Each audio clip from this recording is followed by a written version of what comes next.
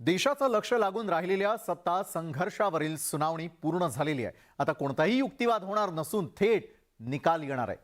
गेल्या 9 महिन्यांपासून सुरू असलेल्या सत्ता संघर्षामध्ये घटनापीठापुढे दोन्ही बाजूंचे युक्तिवाद झाले। कोर्टाने अनेक निरीक्षणंही नोंदवली।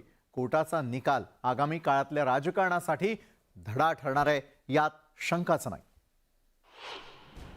घटनापीठापुढील सुनावणीनंतर आता सर्व देशाचं लक्ष निकालावरती केंद्रित झालंय। 9 महिन्यांपूर्वी कोर्टामधल्या लढाईची पायाभरणी झालेली होती।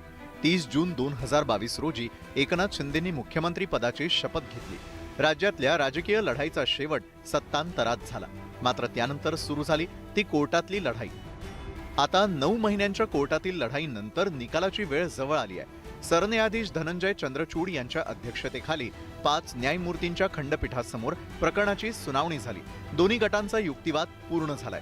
पुन्हा घड्याळाचे काटे कशा तऱ्हेनं हे करता येतील हा सगळ्यात महत्त्वाचा प्रश्न, घटनात्मक प्रश्न आज सर्वोच्च न्यायालयासमोर आहे। आणि मला वाटतं ही सगळी आर्ग्युमेंट्स ऐकल्यानंतर नक्कीच त्याबद्दल सर्वोच्च न्यायालय न्याय करेल आणि भारताची लोकशाही ही जगातली सगळ्यात मोठी लोकशाही ही सक्षम, सुदृढ आणि सशक्त राहील।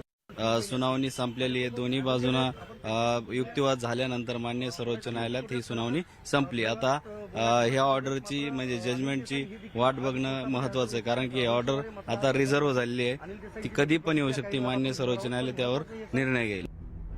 गुरुवारच्या सुनावणीमध्ये घटनापीठापुढे अनेक मुद्दे मांडण्यात आले आहेत। विलिनीकरण किंवा निवडणूक हाच पर्याय असल्याचा युक्तिवाद ठाकरे गटाकडून अभिषेक मनु सिंघवी यांनी केलेला आहे। कोर्टाने हस्तक्षेप केला नाही तर लोकशाही धोक्यात येईल असा युक्तिवाद करण्यात आला।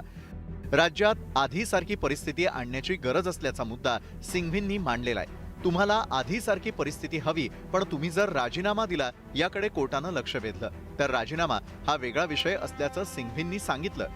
राजीनाम्यानंतर कोर्ट सरकार परत कसं आणू शकतं असा सवाल कोर्टाने उपस्थित केला।